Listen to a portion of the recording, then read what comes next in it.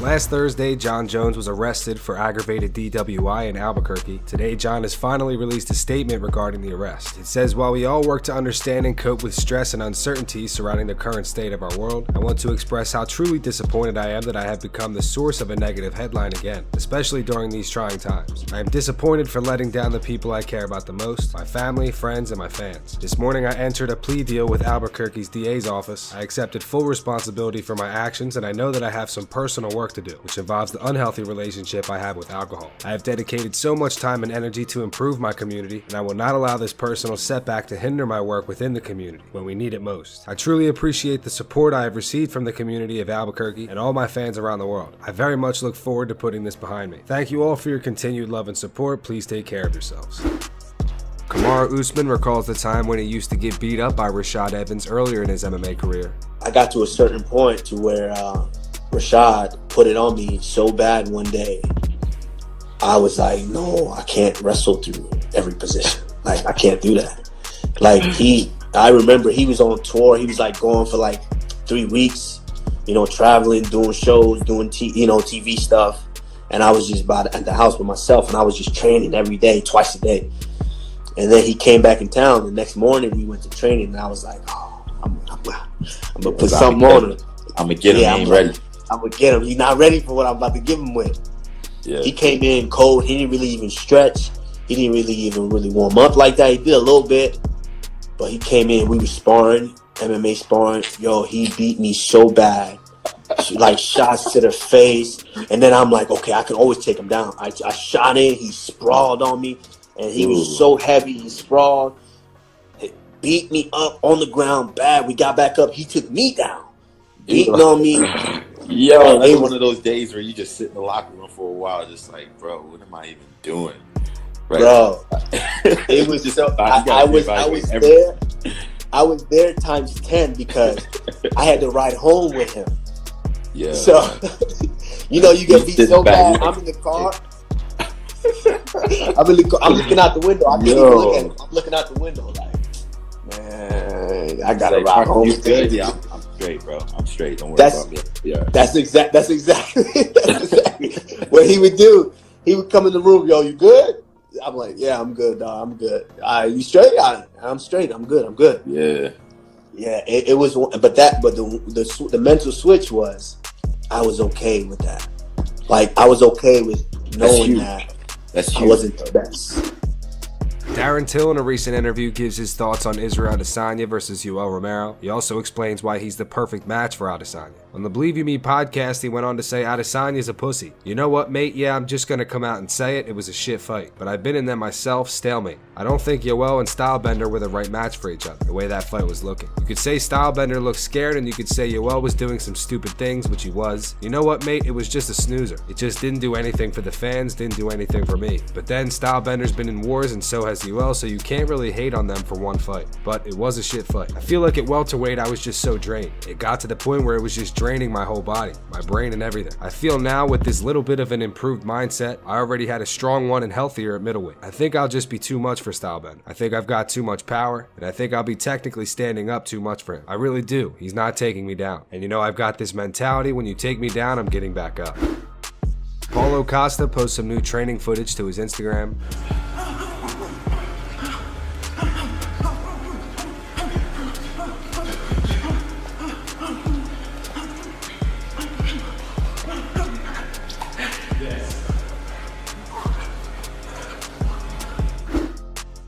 Joanna Jedrzejczyk, in a recent interview, speaks on her injuries after the fight with Zhang Weili. She says that it was pretty rough. Speaking of MMA fighting, she went on to say there are still a few bruises, but I was laughing about the memes after my fight. Even though I cut myself off from social media, I was still laughing. But I'm telling you guys, from the next day, the swelling in my forehead went down and I couldn't see out of my left eye for 2 days. I had a vision of only 5% in my left eye. It was pretty rough. It is what it is. The swelling went down. I had an x-ray, I had an ultrasound, I had everything. I went to the plastic surgeon in Poland and I had a small medical procedure on my ear. Everything is good with my head. I'm good. Here's some new footage of Nick Diaz doing the nunchucks.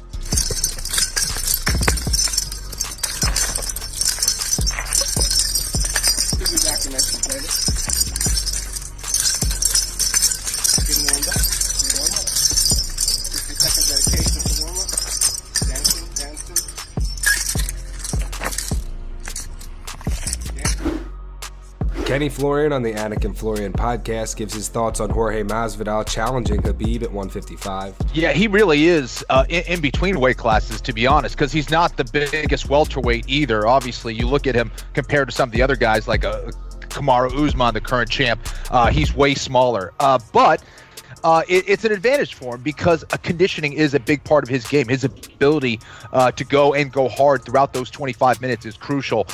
And just like I did at 145 pounds, you just don't feel that same kind of energy and strength. But it's interesting that he brought up Khabib. I think he sees it as a big fight. I think that would be a huge fight.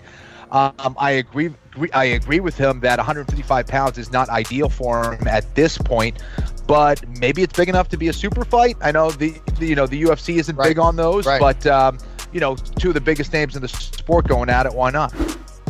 France Ngannou posts some new training footage to his Instagram.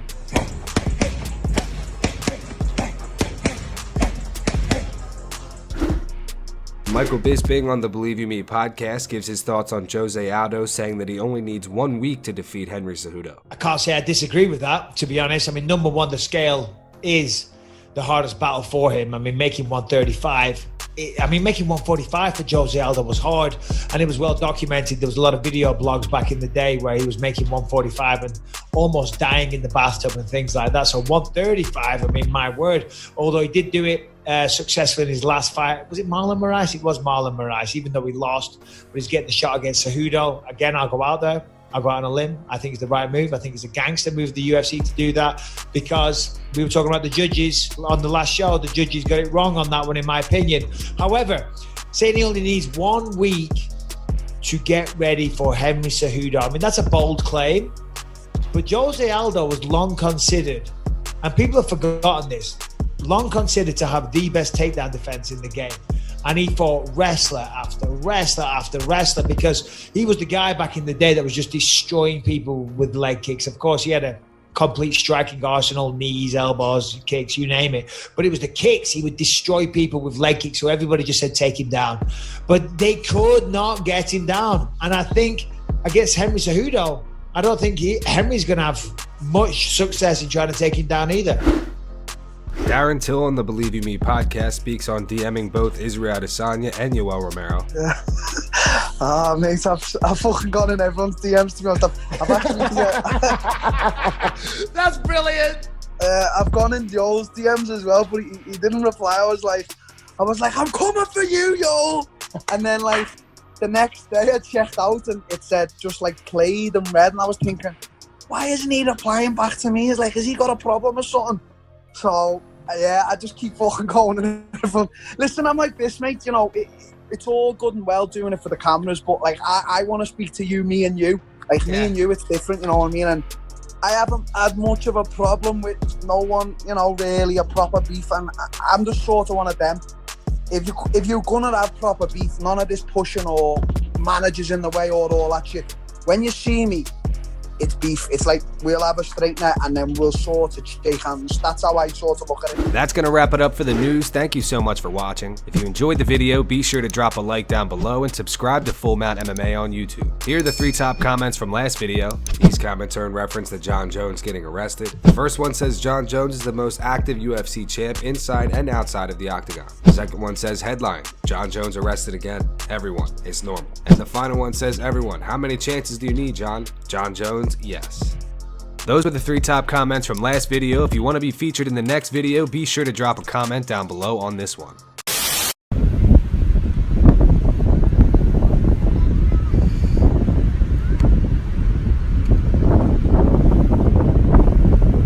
There you go. 6, 7.